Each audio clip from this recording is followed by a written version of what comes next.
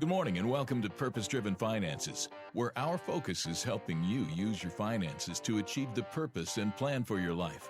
And now here's the host of Purpose-Driven Finances, Alan Molina with Serwus Capital Management. Hey, good morning. This is Alan Molina, your host of Purpose-Driven Finances, president of Serwus Capital Management. How are you doing this glorious day? It's a glorious day, Saturday. It's nice and warm. It's not negative, not in the teens. Had a little bit of rain. It's a great day. Sitting here with my co-host, Rich Roth. How you doing, my friend? Good morning. Are you ready for the Super Bowl? Not really. Me either. You know, I'm rooting for the Eagles. Wow. Yeah.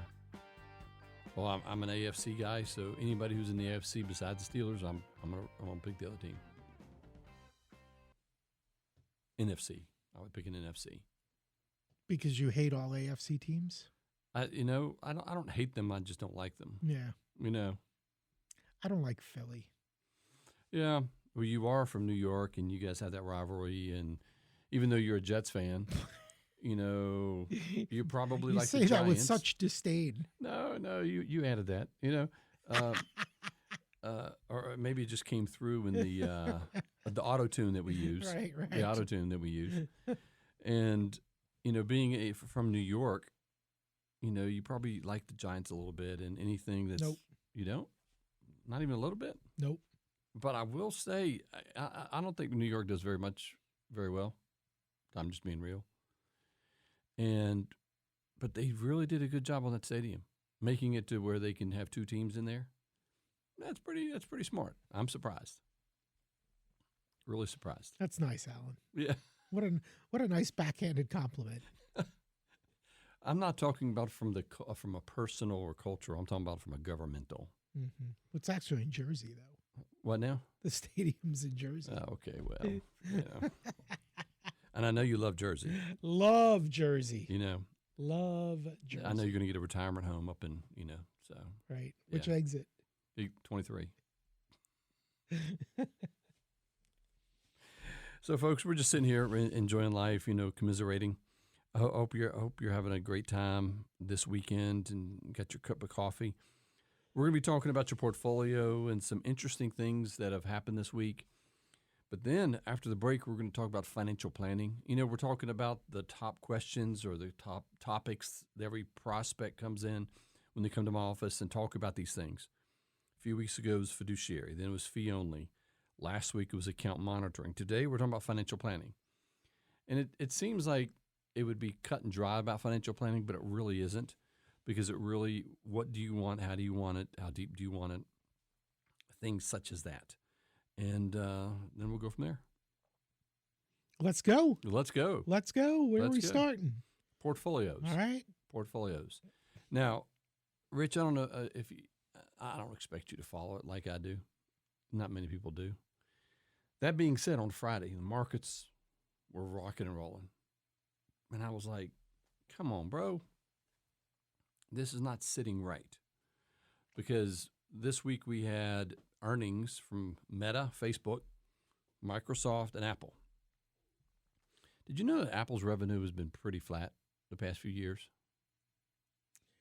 I didn't know that per se, but I know it hasn't been booming like it once was. Exactly. You know, I guess if you just changed the number of lenses or where the camera is on the back of your phone, it doesn't really help, or the color of it. Right. My son dropped his iPhone, and the back of it is glass. It broke. Why do you have a phone that has the back of it is glass? It doesn't make any sense. Well, my question is, why didn't he have a case? Well, you know, my younger son said it's all about the aesthetics, isn't it? Our conversation with our kids is, if you take the case off and it breaks, you buy it yourself. Well, my thing is, if you have a case on it or not on it, you buy it yourself. Oh, my boys wouldn't want to live in your house. You know, because we have insurance, and he was like, you know, this is part of financial planning, folks, because doggone it, these stinking phones are $1,500. Yeah. It's ridiculous. So I pay for the insurance because You have 5 phones in the house, and someone's going to break it. And so the idea is, listen, if you break your phone, you got to pay the deductible. All right. Life goes on. Well, deductible is one thing. You're not Yeah. making them shell out $1,500. Right, $200, Okay. $250. You need. My theory is they need to learn that everything isn't hanging from a tree that they just pick from. Amen. They need to have some repercussions. So that being said, you're like, what does that have to do? I was surprised Apple was actually up on Friday because I think the earnings came in on Thursday. Microsoft was down. Meta was up marginally. But the NASDAQ was rocking and rolling, up over a little over %. And then around lunchtime, it came out earlier in the week, like Wednesday, Thursday, that Trump was going to put tariffs on Canada and Mexico because of the fentanyl, and they're doing nothing about their border. And he's like, I'm tired of this. And so what ended up happening was, on Friday, he basically signed it and said, hey, it's coming out on Saturday. So the market, I heard about it on Twitter, and I was like, okay. The market was still going up. And then about 2 hours later, it was like, Tommy, the sawman, he came out in the tree, he cut the tree, and it started falling. And so it went from about up 1.5%. I failed to look at it, right, as we were doing the show. But it's my expectation that it'll end up that it ended up negative. I just didn't look. And the biggest issue there is because of tariffs. Now, probably what's going to happen next week is people are going to freak out, and they're going to have all this consternation and say that we're going into a recession and all this kind of stuff. Mexico will probably fuss a little bit, but Pete Hegseth came out and said that we're on Friday. He said basically we're going to attack the cartels in Mexico because they're a terrorist organization. So it's going to be interesting is to see some those warthogs, A-10 warthogs, be going across the border, lighting up some cartels. It's going to be interesting. Mexico, what you going to do, bro? Right. What you going to do? Right. And what's Trudeau going to do? Hey, so so it's going to be very, very interesting. He could be the governor of our 51st state. Right. And so the tariffs, they're going to be an issue next week. And I'm expecting probably February to be a tough time, expecting the economy to go down, inflation to continue going up, probably a little. The CPI will probably come out a little over 3%, which will be a surprise. But that being said, tariffs was a big thing, and that's why the markets fell on Friday. The second thing I wanted to talk about was spending cuts. Elon Musk came out and said their goal, I think, is to cut $8 billion on average a day. Because I didn't do the math, but I think he said 8 billion equals 1 trillion. And I don't really, 8 billion a day. Yes. I don't really know because 8 times 365. I don't know where he gets that number from. Well, maybe they're not doing it on weekends. Yeah, maybe not weekends, and maybe not on government holidays. So now we're at Juneteenth. We're down to 120 days. Right? That's probably what it is. Not on the weekends, not on the holidays. Yeah, he's got vacations built in. Yeah, exactly. So I don't really know, but realistically, his goal is to cut spending from about 1.9 trillion down to 900 billion to $1 trillion. And so the idea is to really significantly cause inflation to go down. And so what's going to end up happening is we're probably going to have a little bit of consternation around the spending cuts. But what I'm excited about is the small businesses really taking off and hiring and growing to do what they do.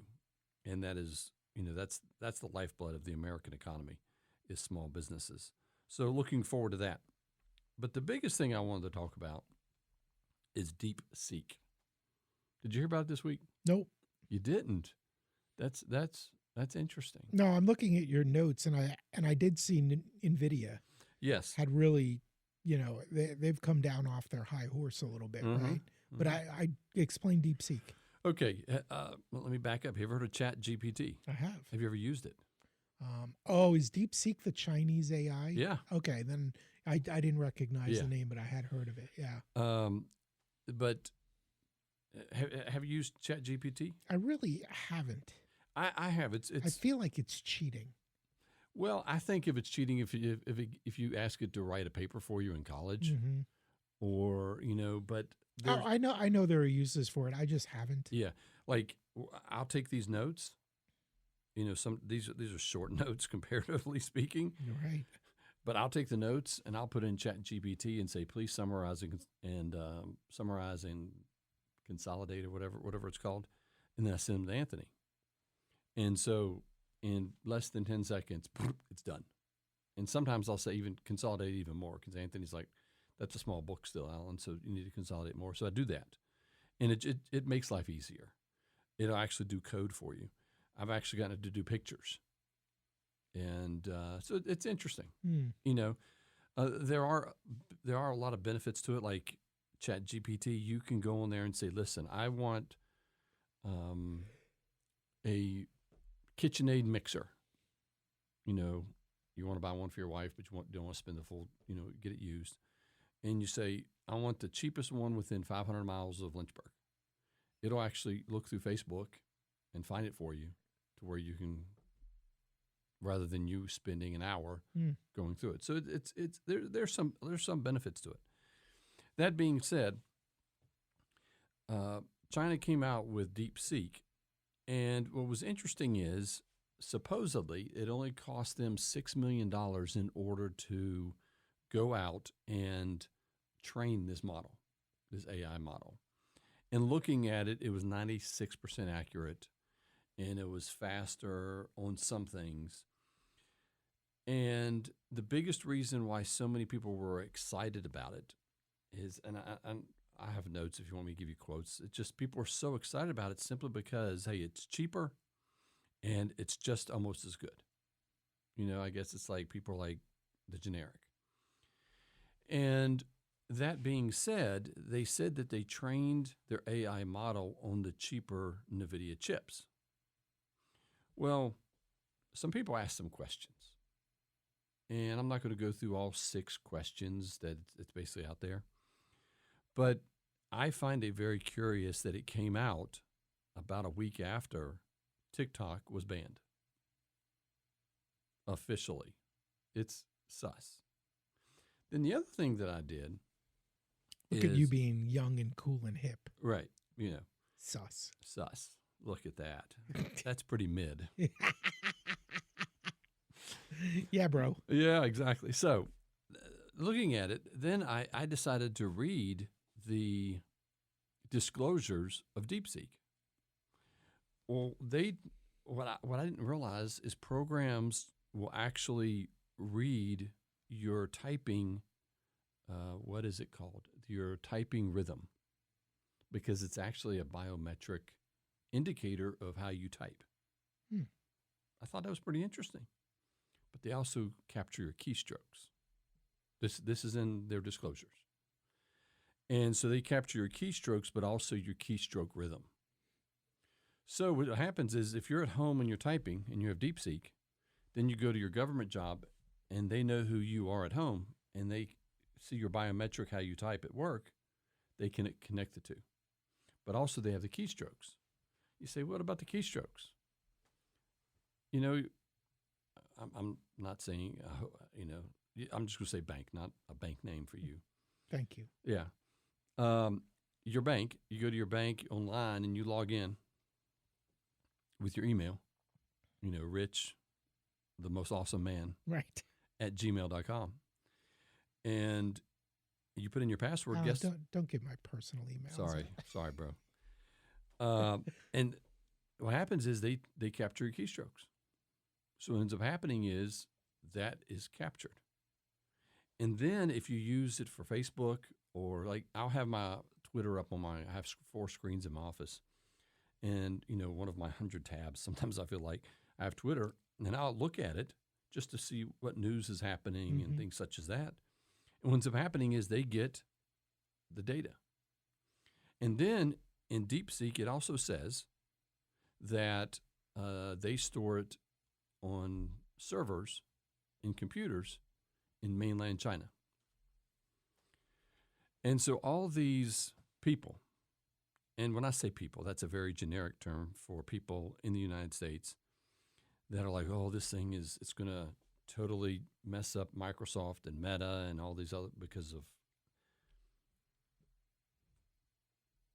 people are questioning how could they train it that cheaply and with that arcane architecture, because they use the lower quality NVIDIA chips. And so what's coming out is there's NVIDIA's one of their top customers is in Singapore. And so it's believed that the company in Singapore bought the high-end NVIDIA chips and just funneled them. And so it's going to be very interesting because the Navy has actually outlawed DeepSeek to be on their computers in their situation. So make a long story short, for those people who are listening and was wondering about AI, DeepSeek appears to be cheaper and easier to run. However, I ultimately think it's a facade because they didn't do it that cheaply. If they did, and the way their architecture is, which I'm not going to bore you with you, plus we got to go to the next segment, it's very interesting, and America should do it. But that being said, folks, NVIDIA, I think, is going to be in trouble. And so if you have a lot of gains, give them to your charity, or I'd take some profits. 434-316-0246. Catch me after a 30-second break, and we're going to talk about financial planning.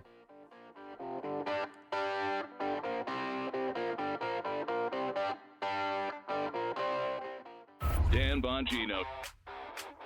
We have a problem. The problem is we may need some Democrat support for some things, especially some of the cabinet members. Fetterman's putting on an act. He's not one of us. You should never vote for him ever. I don't care what he says.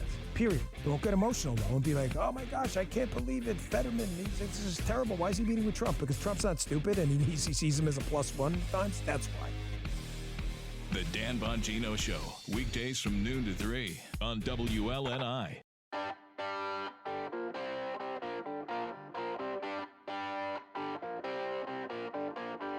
And now, back to Purpose-Driven Finances. Here's Alan Molina with Serwus Capital Management. Hey, good morning again. Alan Molina, your host of Purpose-Driven Finances, president of Serwus Capital Management. I know it was a quick 30-second break, but I actually, can you believe it, folks? I was actually disciplined because I probably got another 2 or 3 minutes I wanted to talk about DeepSeek. And, but I was like, hey, we don't have time, and let's just go to the next segment. And Rich applauded me. It was nice. He gave me a hug during the show. Like, kudos, Alan. Yeah, kudos. Amazing. You were disciplined. So, folks, we're talking about financial planning, and I'm not going into the weeds of financial planning, but I'm talking about the questions that prospective clients and clients ask me about financial planning, because realistically, a lot of people, when they talk to a financial advisor, it's like they're talking to their neurosurgeon. Hopefully, you don't need a neurosurgeon, but if you do, a lot of people are like, what do I need to ask my neurosurgeon? And because it's a different language than that most people have. And so we as financial advisors can do a really nice dog and pony show. I was talking to Rich and Mary before the show about a dog and pony show that I was presented and how I laughed and things such as that. And it was a great dog and pony show, but it wasn't beneficial. That being said, I'm trying to help you be armed with the right questions, but really help you determine what you want and why you want it about financial planning. Now, Rich, financial planning. I don't know if you remember back in the day when you were a financial planner, what the heck?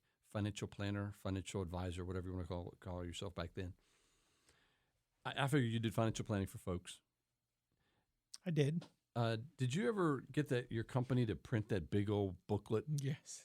When I was at Morgan Stanley and Merrill Lynch, companies that I just love and adore, it was, they would print a 3-ring binder and print their name on the front and have all these tabs and these spreadsheets. It would be 30 or 40 pages. It would be overnighted to them. It was just a glorious thing. You know how many people opened that thing up and read it? None. None. Come on, there had to be a couple engineers out there. I didn't have many engineers back then. But I've only met one person that actually wanted to know see the spreadsheet of the expected returns. And she's not even an engineer. Really? Really? I love trolling engineers. Yeah, well, I like engineers. They're math-minded, and I get along with them. But that being said... Do you do spreadsheets when you go on vacation?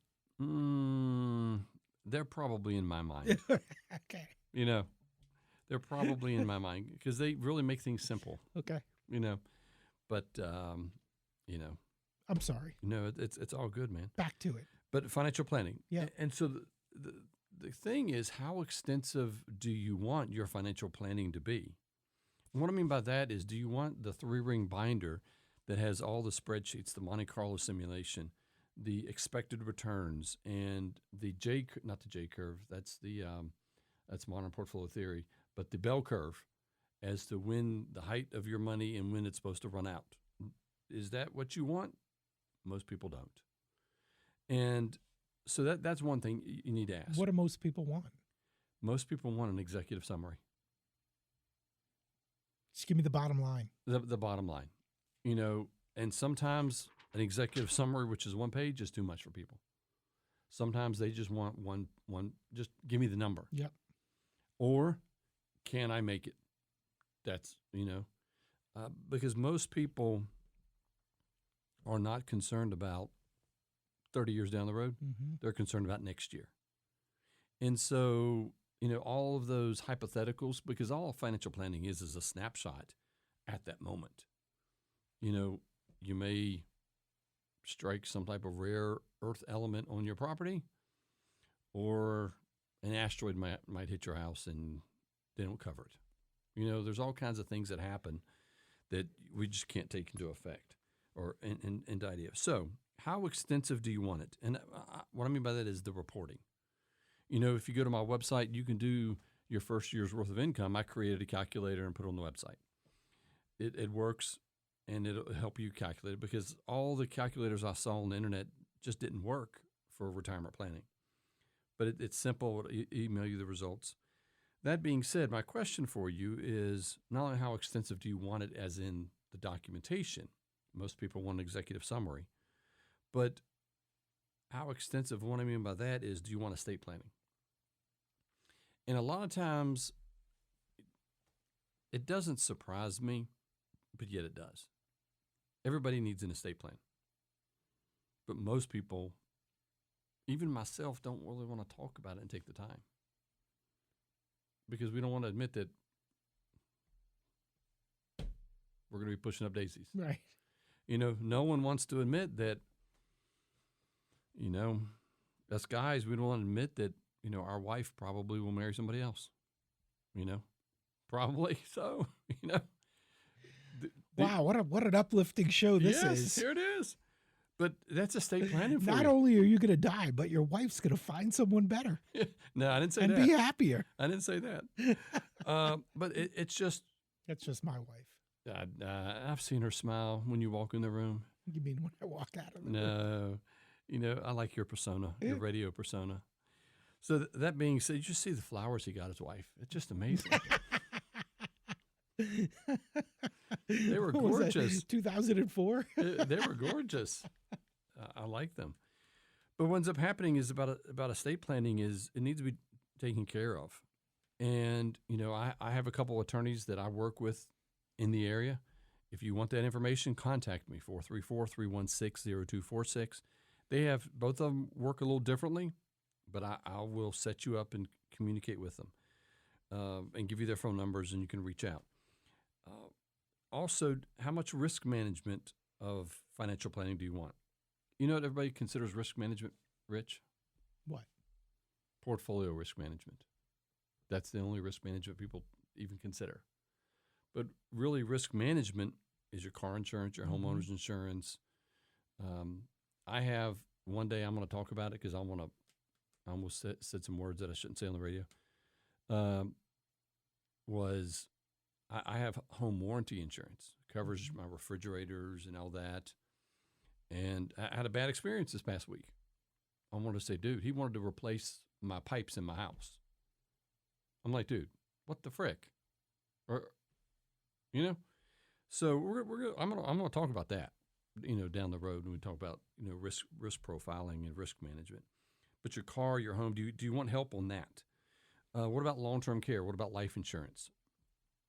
Because these are specific areas that we all need, but do you want planning around it? Rich, one thing I have found is a lot of people go cheap on their car insurance. But if you're driving down the road and you have some ice and there's a carload of a mom and she has 6 kids in there, and you're not you, but you in general, hit some black ice and you hit them and they go over the ravine and they're really hurt, it can bankrupt you. And so you need to make sure that you're taking care of an umbrella policy. And your homeowners, make sure that is taking care of replacement costs. Think, do you want that extensive, or do you just want portfolio management or retirement planning? But then long-term care.